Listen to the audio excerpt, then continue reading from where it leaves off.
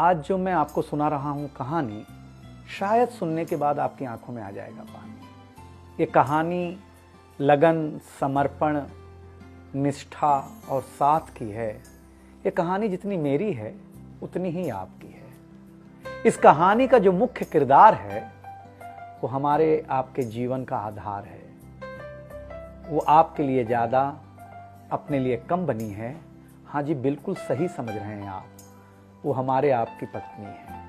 कभी आपने सोचा कि वो आप एक के साथ रिश्ता जोड़ा था, लेकिन एक के साथ रिश्ता जोड़ने के लिए उसने घर, गली, आंगन, मोहल्ला, सखी, सहेली, माँ बाप, न जाने कितनों रिश्तों से अपना मुंह मोड़ा था। याद करिए, जब आपके साथ ब्याही थी और आपके घर आई थी तो बहू, भाभी, दुल्हन, न जाने कितने नामों के साथ बुलाई जाती थी। ये सुनकर के वो मन ही मन मुस्कुराए जाती थी। घर के सारे लोग उसी के भरोसे रहते थे। शायद इसीलिए अंग्रेजी में हम उसे हाउसवाइफ कहते थे। कुछ ही दिनों तक उसने दुल्हन होने का आनंद जिया। फिर झाड़ू, पोछा, बर्तन, चूल्हा, चौका, इन सब ने उसको जकड़ लिया। रोज हमारे लिए नाश्ते से लेकर खाने तक कुछ खास रखना, हमारी लंबी उम्र के लिए न जाने कितने उपवास रखना। कुछ महीनों बाद किलकारी गूंजी तो सारे ख्वाब सजे। वो माँ बनी तो हम भी बाप बने। जैसे जैसे वो उम्र की सीढ़ियां चढ़ती गई, जवाबदारियां कुछ न कुछ रोज बढ़ती गईं। एक तरफ बच्चे पे नजर, दूसरी ओर मैं ऑफिस के लिए लेट न हो जाऊं इस बात का डर। सब कुछ बराबर हो, कुछ रह न जाए, और इस बात पर भी ध्यान कि गैस पर रखा हुआ दूध कहीं बह न जाए। घर वालों की फरमाइशों का चूल्हा जो एक बार चलता तो कब सुबह, कब शाम, कब रात हो गई उसे पता ही नहीं चलता। इन व्यस्तताओं के बीच समय का चक्र कुछ इतना तेजी से चला, मुन्ना कब मनोज हो गया, मुन्नी कब सुमन, पता ही नहीं चला। अब तक जो था प्यार, अब उसने अपना नाम बदल करके रख लिया था तकरार। बेटी को लेकर के कहना कि कुछ ज्यादा ही मन बढ़ा रखा है, तुम्हारे प्यार ने इसको सर पे चढ़ा रखा है। अब तो वो मुझे भी देने लगी थी ताना, ऑफिस में ही रहा करो ना, 2-4 घंटे के लिए घर के आना।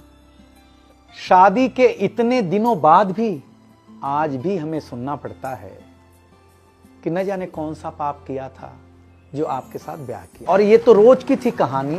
कितना जोर से कहना कि घर के सारे सदस्य सुन लें कि एक दिन बीमार होती हूं ना, तो एक दिन बीमार होने पर किसी को कोई देता नहीं है 1 गिलास पानी, लेकिन जैसे ही उसे आपके तबीयत खराब होने का होता आभास, आकर के बैठ जाती थी आपके पास। याद तो होगा ना वो मीठी बातों के साथ माथे पर विक्स लगाना और साथ में कान में यह भी कहना कि कल सुबह अगर अच्छा ना लगे तो फिर ऑफिस मत जाना। लेकिन एक दिन समय ऐसे मोड़ पर ले आता है जहां बदल जाता है जिंदगी का ताना बाना। थाली में रोटी रखते हुए उसका ये कहना कि बेटी जवान हो गई है, क्या अब लड़का भी मुझे ही ढूंढने होगा जाना। शादी तय हो जाने के बाद एक एक रुपया जोड़ना, पैसे कम पड़ने पर खुद का कंगन तोड़ना, सब कुछ हो जाएगा मुझे ढाढ़स बढ़ाना ना। विवाह का गीत खुद रोते हुए गाना।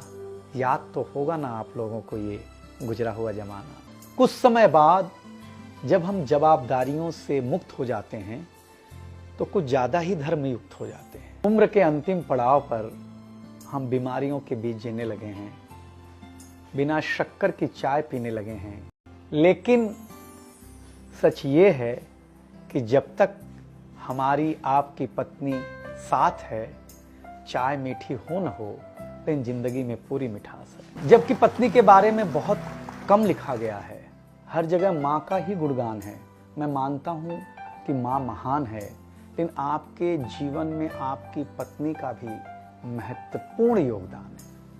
तो आपसे निवेदन इतना सा है कि आप अगर घर पर हों या घर पर जाएं तो अपनी पत्नी का हाथ हाथ में रख करके संतोषानंद जी का लिखा हुआ एक गीत गाएं कि तू धार है नदिया की, मैं तेरा किनारा हूँ, तू मेरा सहारा है, मैं तेरा सहारा हूँ।